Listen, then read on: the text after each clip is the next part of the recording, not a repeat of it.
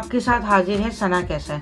आज मैं आपको दही अचारी हरी मिर्च बनाना सिखा रही हूँ। 20 से 25 हरी मिर्चें ली हैं, ऑयल लिया है, धनिया पाउडर, नमक, पिसी हुई मिर्च, चाट मसाला, हल्दी पाउडर, जीरा पाउडर, कलौंजी, मेथी दाना, दही लिया है, 5 से 6 खाने के चमचे ऑयल है। इसमें जीरा ऐड करेंगे, हरी मिर्चें ऐड कर देंगे।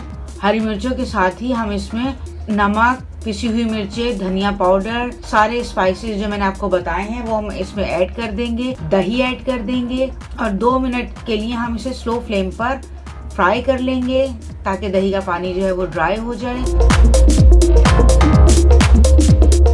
ये देखें ड्राई हो चुका है, ऑयल जो है वो बाहर आ चुका है। अब इसको डिश आउट कर देंगे। इसको पराठे के साथ खाएं, दाल चावल के साथ खाएं, ये आपको बहुत पसंद आएंगे। उम्मीद है मेरी रेसिपी आपको पसंद आई होगी।